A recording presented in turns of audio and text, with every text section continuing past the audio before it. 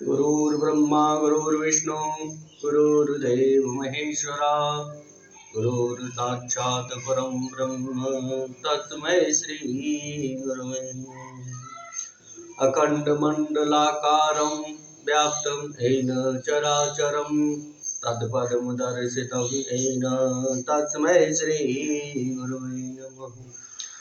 ध्यानमूलं गुरुमूर्ते पूजामूलं गुरुपदं मन्त्रमूलं गुरुर्वाक्यं मोक्षमूलं गुरुब्रह्म। नारायणं नमस्कृत्यं नरं चैव नरोत्तमं देवीं सरस्वतीं व्यासं ततो जयमुदीरये। वसुदेवसुतं देवं कंसचारूढमर्दनं देवकी परमानन्दं कृष्णं वन्दे जगद्गुरुं। सच्चिदानन्दरूपाय विश्वोत्पत्त्यादिहेतवे तापत्रय विनाशाय श्रीकृष्णाय वयं नमः। जय श्री कृष्ण। राधे राधे। श्रीमद्भागवत महापुराण महात्म तीसरा अध्याय। भक्ति के कष्ट की निवृत्ति। नारद जी कहते हैं, अब मैं भक्ति ज्ञान और वैराग्य को स्थापित करने के लिए प्रयत्न पूर्वक श्री सुखदेव जी के कहे हुए भागवत शास्त्र की कथा द्वारा उज्जवल ज्ञान यज्ञ करूंगा। यह यज्ञ मुझे कहाँ करना चाहिए, आप इसके लिए कोई स्थान बता दीजिए। आप लोग वेद के पारगामी हैं, इसलिए मुझे इस सुख शास्त्र की महिमा सुनाइए। यह भी बताइए कि श्रीमद् भागवत की कथा कितने दिनों में सुनानी चाहिए और उसके सुनने की विधि क्या है। सनकादि बोले, नारद जी आप बड़े विनीत और विवेकी हैं, सुनिए हम आपको ये सब बातें बताते हैं। हरिद्वार के पास आनंद नाम का एक घाट है, वहाँ अनेकों ऋषि रहते हैं तथा देवता और सिद्ध लोग भी उसका सेवन करते रहते हैं। भांति भांति के वृक्ष और लताओं के कारण वह बड़ा सघन है और वहाँ बड़ी कोमल नवीन बालू बिछी हुई है। वह घाट बड़ा ही सुरम्य और एकांत प्रदेश में है। वहाँ हर समय सुनहले कमलों की सुगंध आया करती है। उसके आसपास रहने वाले सिंह, हाथी आदि परस्पर विरोधी जीवों के चित्त में बैर भाव नहीं है। वहाँ आप बिना किसी विशेष प्रयत्न के ही ज्ञान यज्ञ आरंभ कर दीजिए। उस स्थान पर कथा में अपूर्व रस का उदय होगा। भक्ति भी अपनी आंखों के ही सामने निर्मल और जरा जीर्ण अवस्था में पड़े हुए ज्ञान और वैराग्य को साथ लेकर वहाँ आ जाएगी। क्योंकि जहाँ भी श्रीमद् भागवत की कथा होती है वहाँ ये भक्ति आज अपने आप पहुँच जाते हैं। वहाँ कानों में कथा के शब्द पढ़ने से ये तीनों तरुण हो जाएंगे। सूची कहते हैं, इस प्रकार कहकर नारद जी के साथ सनकादि भी श्रीमद् भागवत कथा अमृत का पान करने के लिए वहाँ से तुरंत गंगा तट पर चले आए। जिस समय वे तट पर पहुँचे, भूलोक, देवलोक और ब्रह्मलोक सभी जगह इस कथा का हल्ला हो गया। जो जो भगवत कथा के रसिक विष्णु भक्त थे वे सभी श्रीमद् भागवतामृत का पान करने के लिए सबसे आगे दौड़ दौड़ कर आने लगे। भृगु, वशिष्ठ, च्यवन, गौतम, वेदातिथि, देवल, देवराज, परशुराम, विश्वामित्र, साकल, मार्कंडे, दत्तात्रेय, पिपलाद, योगेश्वर व्यास और पाराशर, छायासुख, जाजली और जहू आदि सभी प्रधान मुनिगण अपने अपने पुत्र, शिष्य और स्त्रियों समेत बड़े प्रेम से वहां आए। इनके सिवा वेद, वेदांत, उपनिषद, मंत्र, तंत्र, सत्रह पुराण और शैव शास्त्र भी मूर्तिमान होकर वहां उपस्थित हुए। गंगा आदि नदियां, पुष्कर आदि सरोवर, कुरुक्षेत्र आदि समस्त क्षेत्र, सारी दिशाएं, दंडक आदि वन, हिमालय आदि पर्वत तथा देव, गंधर्व और दानव आदि सभी कथा सुनने चले आए। जो लोग अपने गौरव के कारण नहीं आए, महर्षि भृगु उन्हें समझा बुझाकर ले आए। तब कथा सुनाने के लिए दीक्षित होकर श्री कृष्ण परायण सनकादि नारद जी के दिए हुए श्रेष्ठ आसन पर विराजमान हुए। उस समय सभी श्रोताओं ने उनकी वंदना की। श्रोताओं में वैष्णव, विरक्त, सन्यासी और ब्रह्मचारी लोग आगे बैठे और उन सब के आगे नारद जी विराजमान हुए। एक ओर ऋषिगण, एक ओर देवता, एक ओर वेद और एक ओर उपनिषद तथा एक ओर तीर्थ बैठे और दूसरी ओर स्त्रियां बैठी। उस समय सब ओर जय जयकार, नमस्कार और शंखों का शब्द होने लगा और अमीर, गुलाल, खील एवं फूलों की खूब वर्षा होने लगी। कोई कोई देव श्रेष्ठ तो विमानों पर चढ़कर वहां बैठे हुए सब लोगों पर कल्प वृक्ष के पुष्पों की वर्षा करने लगे। सूत जी कहते हैं, इस प्रकार पूजा समाप्त होने पर जब सब लोग एकाग्रचित होकर हो गए, तब सनकादि ऋषि महात्मा नारद को श्रीमद् भागवत का महात्म्य स्पष्ट करके सुनाने लगे। सनकादि ने कहा, अब हम आपको इस भागवत शास्त्र की महिमा सुनाते हैं। इसके श्रवण मात्र से मुक्ति हाथ लग जाती है। श्रीमद् भागवत की कथा का सदा सर्वदा सेवन आस्वादन करना चाहिए। इसके श्रवण मात्र से श्री हरि हृदय में आ विराजते हैं। इस ग्रंथ में 18,000 श्लोक और 12 स्कंद हैं तथा श्री सुखदेव और राजा परीक्षित का संवाद है। आप यह भागवत शास्त्र ध्यान देकर सुनिए। यह जीव तभी तक अज्ञानवश इस संसार चक्र में भटकता है जब तक श्रवण के लिए भी कानों में इस सुख शास्त्र की कथा नहीं पड़ती। बहुत से शास्त्र और पुराण सुनने से क्या लाभ है? इससे तो व्यर्थ का भ्रम पड़ता है। मुक्ति देने के लिए तो एकमात्र भागवत शास्त्र ही गरज रहा है।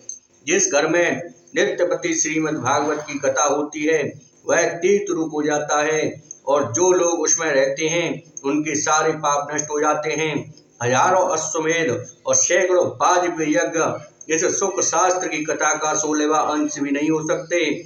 तपोधनो, जब तक लोग अच्छी तरह श्रीमद् भागवत का श्रवण नहीं करते तभी तक उनके शरीर में पाप निवास करते हैं। फल की दृष्टि से सुख शास्त्र कथा की क्षमता गंगा, गया, काशी, पुष्कर या प्रयाग कोई तीर्थ भी नहीं कर सकता। यदि आपको परम गति की इच्छा है तो अपने मुख से ही श्रीमद् भागवत के आधे अथवा चौथा श्लोक का भी नित्य नियम पूर्वक पाठ कीजिए। ओमकार, गायत्री, पुरुष सूक्त, तीनों वेद, श्रीमद् भागवत, ओम नमो भगवते वासुदेवाय, यह 12 मंत्र 12 मूर्तियों वाले सूर्य भगवान, प्रयाग, संवत्सर रूप काल, ब्राह्मण, अग्निहोत्र, गौ, द्वादशी तिथि, तुलसी, बसंत ऋतु और भगवान पुरुषोत्तम, इन सब में बुद्धिमान लोग वस्तुतः कोई अंतर नहीं मानते। जो पुरुष अहर्निश अर्थ सहित श्रीमद् भागवत शास्त्र का पाठ करता है उसके करोड़ों जन्मों का पाप नष्ट हो जाता है, इसमें तनिक भी संदेह नहीं है। जो पुरुष नित्यपति भागवत का आधा या चौथा श्लोक भी पढ़ता है उसे राजसूय और अश्वमेध यज्ञों का फल मिलता है। नित्य भागवत का पाठ करना, भगवान का चिंतन करना, तुलसी को सींचना और गौ की सेवा करना, ये चारों समान हैं। जो पुरुष अंत समय में श्रीमद् भागवत का वाक्य सुन लेता है उस पर प्रसन्न होकर भगवान उसे वैकुंठ धाम दे देते हैं। जो पुरुष इसे सोने के सिंहासन पर रखकर विष्णु भक्तों को दान करता है वह अवश्य ही भगवान का सायुज्य प्राप्त करता है। जिस दुष्ट ने अपनी सारी आयु में चित्त को एकाग्र करके श्रीमद् भागवत अमृत का थोड़ा सा भी रसास्वादन नहीं किया उसने तो अपना सारा जन्म चांडाल और गधे के समान व्यर्थ ही गवा दिया। वह तो अपनी माता को प्रसव पीड़ा पहुंचाने के लिए ही उत्पन्न हुआ। जिसने इस सुख शास्त्र के थोड़े से भी वचन नहीं सुने वह पापात्मा तो जीता हुआ ही मुर्दे की समान है। पृथ्वी के भार स्वरूप उस पशु तुल्य मनुष्य को धिक्कार है। यों स्वर्ग लोक में देवताओं में प्रधान इंद्र आदि कहा करते हैं। संसार में श्रीमद् भागवत की कथा का मिलना अवश्य ही कठिन है। जब करोड़ों जन्मों का पुण्य होता है तभी इसकी प्राप्ति होती है। नारद जी, आप बड़े ही बुद्धिमान और योग निधि हैं। आप प्रयत्न पूर्वक कथा का श्रवण कीजिए। इसे सुनने के लिए दिनों का कोई नियम नहीं है। इसे तो सर्वदा ही सुनना अच्छा है। इसे सत्य भाषण और ब्रह्मचर्य पालन पूर्वक सदा ही सुनना श्रेष्ठ माना गया है, किंतु कलयुग में ऐसा होना कठिन है। इसलिए इसकी सुखदेव जी ने जो विशेष विधि बताई है वह जान लेनी चाहिए। कलयुग में बहुत दिनों तक चित्त की वृत्तियों को वश में रखना, नियमों में बंधे रहना और किसी पुण्य कार्य के लिए दीक्षित रहना कठिन है। इसलिए सप्ताह श्रवण की विधि है। श्रद्धा पूर्वक कभी भी श्रवण करने से अथवा माघ मास में श्रवण करने से जो फल होता है वही फल श्री सुखदेव जी ने सप्ताह श्रवण में निर्धारित किया है। मन के असंयम, रोगों की बहुलता और आयु की अल्पता के कारण तथा कलयुग में अनेकों दोषों की संभावनाओं से ही सप्ताह श्रवण का विधान किया गया है। जो फल तप, योग और समाधि से भी प्राप्त नहीं हो सकता वह सर्वांग रूप में सप्ताह श्रवण से सहज में ही मिल जाता है। सप्ताह श्रवण यज्ञ से बढ़कर है, व्रत से बढ़कर है, तप से कहीं बढ़कर है, तीर्थ सेवन से तो सदा ही बड़ा है, योग से बढ़कर है, यहाँ तक कि ध्यान और ज्ञान से भी बढ़कर है।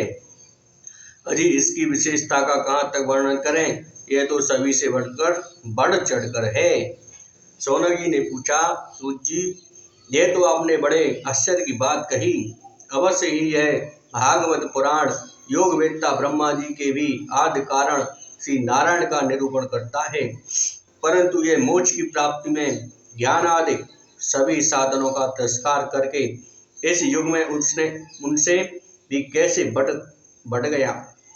सूची ने कहा, शौनक जी जब भगवान श्री कृष्ण इस धरा धाम को छोड़कर अपने नित्य धाम को जाने लगे तब उनके मुखारविंद से 11 स्कंद का ज्ञानोपदेश सुनकर भी उद्धव जी ने पूछा।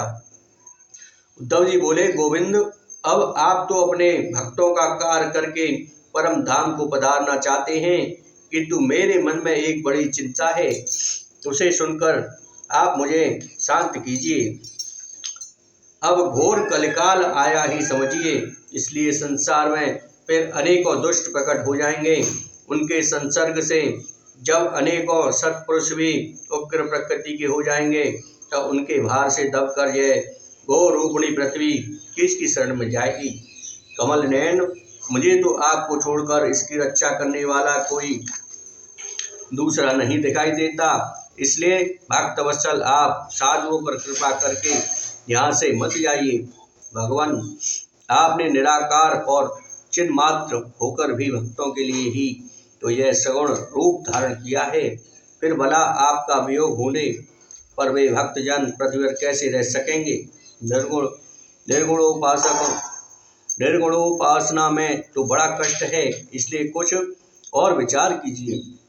प्रवास क्षेत्र में उद्धव जी के ये वचन सुनकर भगवान सोचने लगे कि भक्तों के अवलंब के लिए मुझे क्या व्यवस्था करनी चाहिए।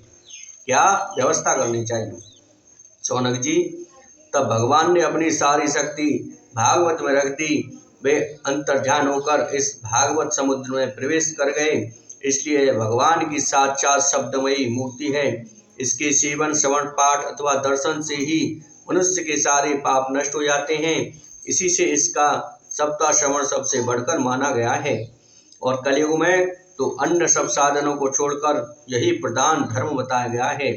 कलिकाल में यही ऐसा धर्म है जो दुख, दरिद्रता, दुर्भाग्य और पापों की सफाई कर देता है तथा काम, क्रोध आदि शत्रुओं पर विजय दिलाता है। अन्यथा भगवान की इस माया से पीछा छुड़ाना देवताओं के लिए भी कठिन है। मनुष्य तो इसे छोड़ ही कैसे सकते हैं। अतः इससे छूटने के लिए भी सप्ताह श्रवण का विधान किया गया है।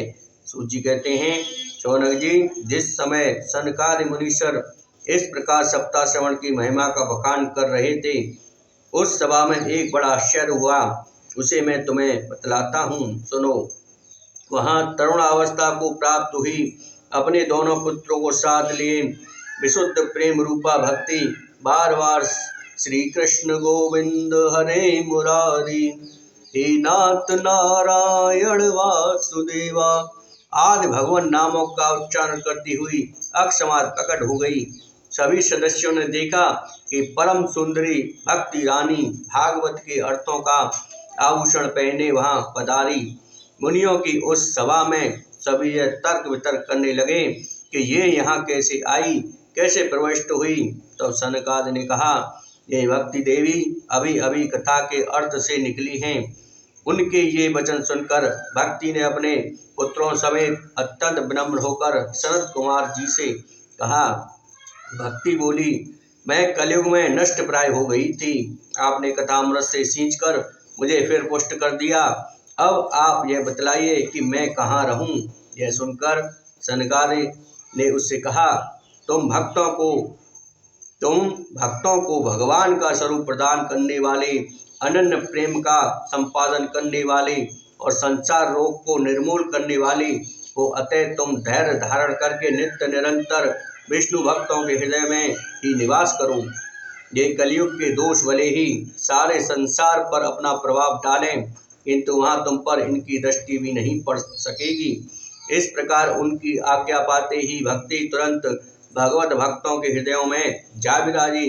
जिनके हृदय में एकमात्र श्री हरि की भक्ति निवास करती है, वे त्रिलोकी में अत्यंत निर्धन होने पर भी परम धन्य हैं, क्योंकि इस भक्ति की डोरी से बंधकर तो साक्षात भगवान भी अपना परम धाम छोड़कर उनके हृदय में आकर बस जाते हैं। भूलोक में यह भागवत साक्षात पर ब्रह्म का विग्रह है। हम इसकी महिमा कहाँ तक वर्णन करें। इसका आश्रय लेकर इसे सुनाने से तो सुनने और सुनाने वाले दोनों को ही भगवान श्री कृष्ण की क्षमता प्राप्त हो जाती है। अतः इसे छोड़कर अन्य धर्मों से क्या प्रयोजन है। जय हो प्रभु।